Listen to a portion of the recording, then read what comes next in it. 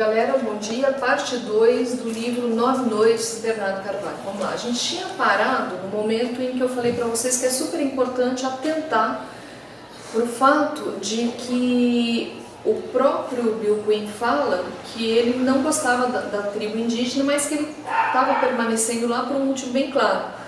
Na tribo desses índios, cada um escolhe o seu papel dentro da sociedade, independentemente do papel em que originalmente nasceu. Então, eu posso nascer como filho, mas determinar que quero ser esposo. Posso nascer como pai e determinar que quero ser filha. Era isso que ele estava estudando, quais são os papéis sociais que os índios se colocam dentro da sociedade. Tá? Nesse aspecto, o que ele estava buscando, na verdade? O seu lugar no mundo. Ou seja, como que ele, uma pessoa tão diferente das outras, conseguiria se enquadrar, ou qual o espaço em que ele conseguiria se enquadrar, tá? Porque lembra que a história é de 1939, ou seja, a gente está no Estado Novo aqui no Brasil, um período de fascismo na Itália, um período de condições políticas de extrema direita e que a homossexualidade era crime, tá? Para piorar, ele ainda tem sífilis e não se tratou. E vocês se lembram que sífilis é uma doença contagiosa. Bom, o título da obra é 9 Noites, porque é uma referência às 9 noites em que o Gwen Quai passou conversando com Manuel Perna. São 9 noites de conversa em que eles tomavam pinga e o Manuel Perna vai lentamente contando para a gente que ele está interessando uma carta testamento, na verdade são várias cartas, tá? Para alguém que a gente não sabe quem é, que eu tinha comentado com vocês na parte 1, que eu achei num primeiro momento que era o cunhado, o Charles Pfizer, tá? E a gente vai descobrir depois que não, que era um amante do Bill Quinn, que era um americano também, um fotógrafo, tá? Esse fotógrafo chamava-se Bill Coy, e esse Bill Coy teria tido um caso de paixão com o Bill Quinn. Os dois disputaram uma prostituta judia que eles encontraram, tá? Essa prostituta era uma artista que supostamente teria sido enganada por uma amiga numa pensão, que falou para ela que aquilo era uma pensão de moça, mas na verdade era um prostíbulo, ficou de guardar o dinheiro da judia e sumiu com o dinheiro da judia. Os dois tiveram um caso com essa judia. Essa judia teria dado à luz a um filho, chamado Scholar Parsons, que é o cara que depois vai fechar todo o enigma pra gente, tá? O que acontece é o seguinte, o Manuel Perna deixa claro pra gente que ele está deixando cartas testamentos para esse amante do Bill Quinn, que é o Bill Cohen, e esse Bill Cohen, ele vive no Brasil até os 93 anos. Ele é um fotógrafo medíocre que ninguém conheceu. Quem acaba encontrando esse Bill Quinn por um jogo de acasos é o repórter, o jornalista, e não Manuel Perna, tá?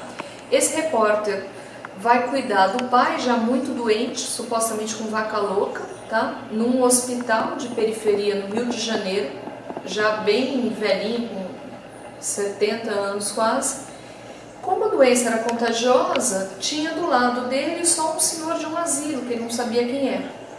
Esse senhor recebia a visita de alguém que fazia caridade e ia ler para ele em inglês todo dia. Ele presta atenção, o narrador, tá? O narrador repórter, ele presta atenção por conta da leitura, que normalmente ele se identifica com aquela leitura.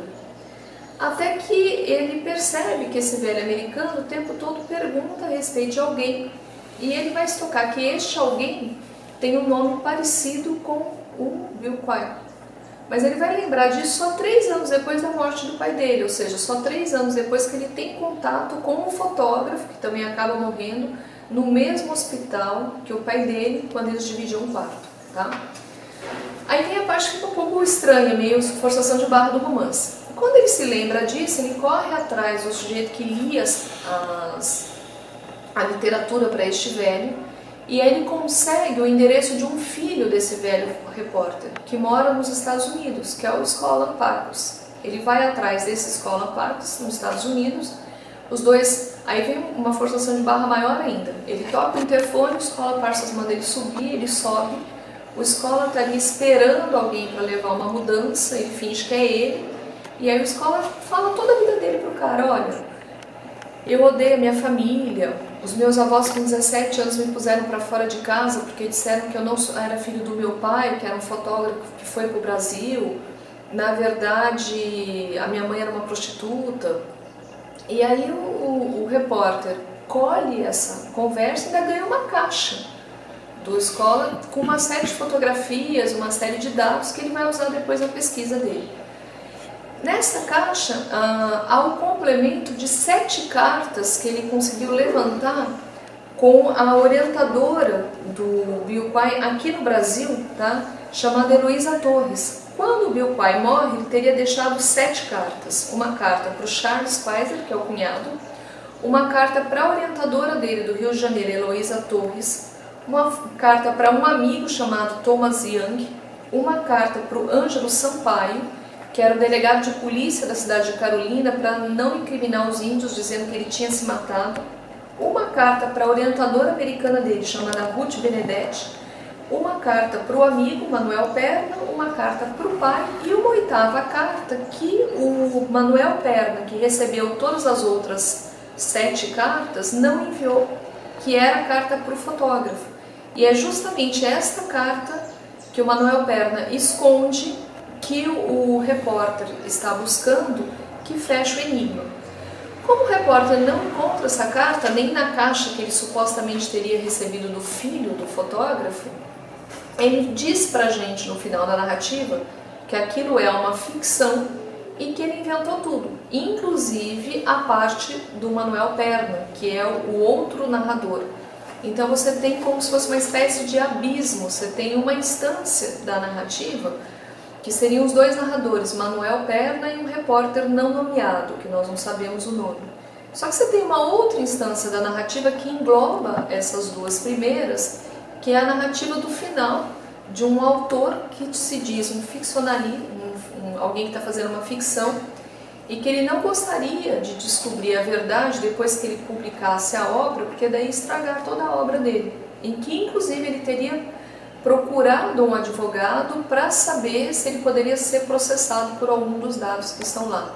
Então o que nós sabemos? Que a partir de um fato real, o suicídio escandaloso de um etnógrafo brasileiro, de um etnógrafo americano no Brasil chamado Bill Quai, um repórter brasileiro que pode se identificar com a biografia do Bernardo de Carvalho, mas não é o Bernardo de Carvalho, decidiu escrever um livro de ficção.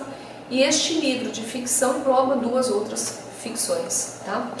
Tem um dado que eu queria chamar a atenção de vocês, galera, é o seguinte: o percurso do Bill Quai é de Cabeceira Grossa até a Carolina, são 90 quilômetros.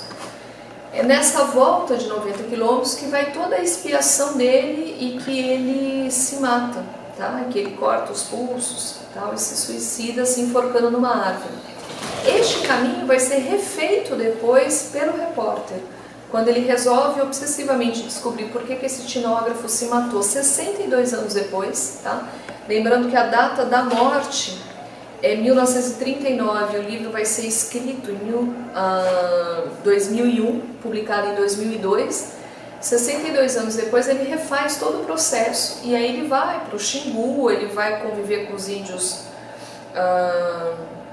Cracô, e lá ele recupera a história dele com o pai. Quando ele era uma criança de 6 anos, o pai estava sendo latifundiário no Brasil, começando o processo de ser um latifundiário no Brasil, e convivia com esses índios, e aquilo marcou a vida do narrador como a grande descida aos infernos.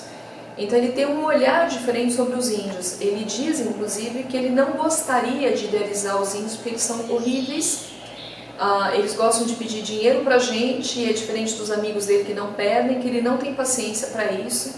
Então é um olhar de desconstrução de toda a narrativa que idealiza os índios no Brasil, ou seja, Maíra, do Darcy Ribeiro, e Guarupi, tá? Do Antônio Calado. Esse é um dado interessante para vocês. Os 2 índios que teriam acompanhado o suicídio do Bill Quai, São João e Ismael, tá? Que já aparecem mortos na narrativa. E tem um outro dado que é o apelido que o Bill Quai recebe, que é Quachã. Quachã é caranguejo, caramujo. E o narrador fala: agora eu entendi porque ele se matou. Ele levava o peso do corpo para todo lugar que ele fosse, um corpo disfuncional, para uma sociedade que era extremamente normativa em relação à sexualidade. Era uma sexualidade que não funcionava dessa maneira. O livro, portanto, é um livro de divisas, tá? Ou seja, a discussão que está em jogo aí é como a gente lida com a alteridade, como a gente consegue criar a nossa identidade a partir de uma alteridade que é impositiva, que pode nos destruir tanto do ponto de vista simbólico como do ponto de vista físico mesmo, que é aquilo que o Belquine acaba fazendo. Ele se mata, ele não só se enforcou, ele não só se matou, mas ele arrancou pedaços da carne antes de fazer isso. Beleza, galera? Eu espero que a FUVEST vá por aí. Vocês vão receber também material impresso junto com questões, tá? Bom estudo para vocês. Beijão!